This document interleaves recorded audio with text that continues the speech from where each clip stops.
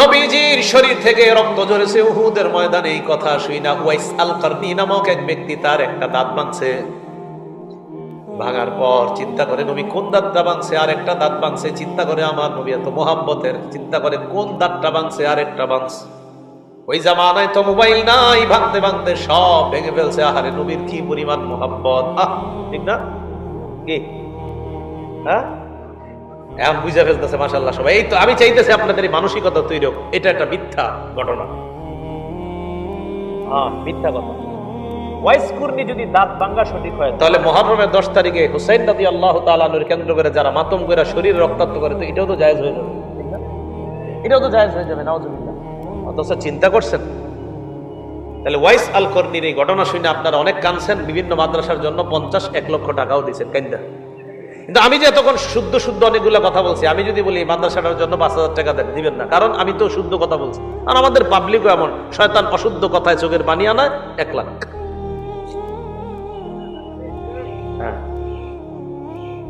তাহলে ওয়াইস আল কর্নির নামে যে উনি যে দাঁত ভাঙার ঘটনাটা বলেন, এটা কি সঠিক না ভুল? এই বিষয়টা অন্যকে আমরা কি রাগ করে বুঝাবো না মহব্বতের সাথে, যে এই ঘটনাটা কি নয়, সঠিক নয়? আল্লাহ নবী যখন ওয়াইস আল কর্নির কথা শুনলেন, শোনার পর আল্লাহ নবী খুশি হইয়া আলী আর উমরের মাধ্যমে জুব্বা পাঠায় দিস। নাউজুবিল্লাহ বলেন। এটাও মিথ্যা কথা। কি কথা? মিথ্যা কথা। নবী জুব্বা পাঠাই দিছে, খিরকা পাঠাই দিছে, এটাও মিথ্যা কথা। তাহলে এই মিথ্যা বর্ণনা যে ওয়াইস আল কর্নির জন্য নবী জুব্বা পাঠাইছে, আর ওয়াইস আল কর্নি নবীর কথা শুই না দাঁত ভেঙে ফেলছে, এই কথাগুলো কি সঠিক না ভুল? তাহলে এই ভুল কথাগুলো থেকে আমরা বেঁচে থাকতে হবে। সহিহ বুখারীর 110 নম্বর হাদিস, ক্বালা রাসূলুল্লাহ সাল্লাল্লাহু আলাইহি ওয়াসাল্লাম, নবীজি বলেন, মান কাযাবা আলাইয়া মুতাআম্মিদান ফাল্যাতাবাওয়া মাকআদাহু মিনান নার। যে ব্যক্তি ইচ্ছাকৃতভাবে মিথ্যা কথা বলে আমার নামে, ওই ব্যক্তি তার ঠিকানা জাহান্নামে বানায় নেয়। বুখারীর 1291 নম্বর হাদিসের বর্ণনা, আল্লাহ নবী বলেন, ইন্না কাযিবান আলাইয়া লাইসা কাযিবিন আলা আহাদ।